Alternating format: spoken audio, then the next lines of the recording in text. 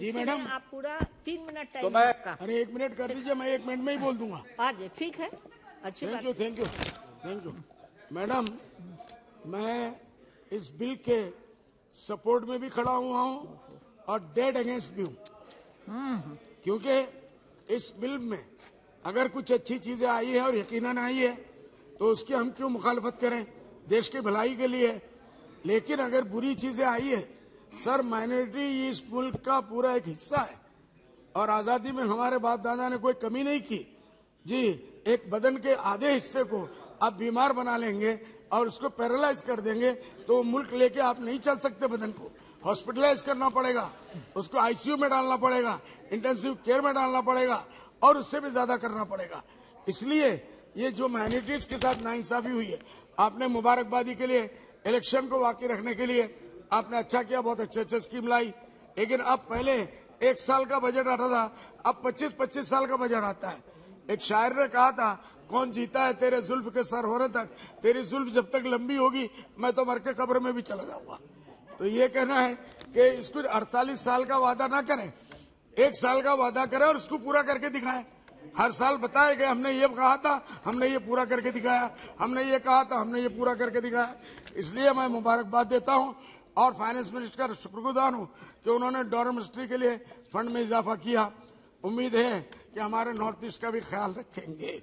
इसी तरीके से हम सराहना करते हैं फाइनेंस मिनिस्टर की कि उन्होंने आम लोगों के टैक्स में 5 लोगों की 5 लाख की जगह अब 7 लाख कर दिया। लेकिन अफसोस इस बात का है कि महंगाई के मुतालिक बजट में कोई बात नहीं आई। महंगाई जो पूरे मुल्क की कमर तोड़ दी सर। मैडम, इसके बारे में सर को सोचना चाहिए, पूरी मिनिस्ट्री को सर जोड़ के सोचना चाहिए। मुल्क कहाँ जा रहा है, गरीबों का जीना दुभर हो गया, 2 वक्त की रोजी नहीं करा सकते, आमदनी बढ़ नहीं रही है, बेकारी बढ़ रही है, बेरोजगारी बढ़ रही है, लेकिन सरकार इस तरफ से उनके लिए नौकरियां नहीं दे रही है।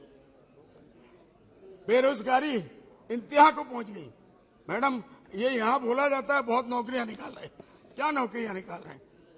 पूरे हिंदुस्तान के सर में अगर उसको देखा जाए, कहीं 2%, कहीं 3%, कहीं 4, पूरा मुल्क मिला के कि हमने इतना हजार कर दिया, इससे कुछ नहीं होता सर। सर इलेक्शन सामने आने वाले हैं, इसलिए अभी भी 1 बरस है, आप लोग तैयारी करें, ये हमारा मशवरा है। माइनॉरिटीज का जो हमारा फंड था उसको अभी आपने खत्म कर दिया, ना के बराबर कर दिया।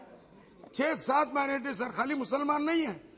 आप चलिए हमसे दुश्मनी करिए, लेकिन बेचारे पारसी भाइयों के साथ तो इंसाफ करिए, दूसरे पार्टीज के लोगों के साथ इंसाफ करिए। हम तो अपना जी लेंगे जैसे भी जीना है।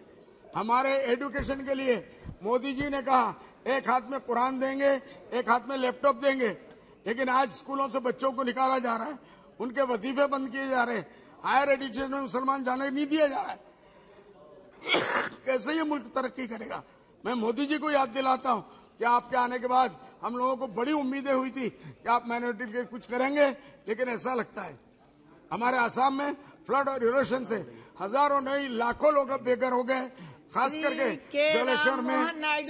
जोलेश्वर में और खास करके ग्वालपाड़ा में और धुबड़ी में, फकीरगंज में।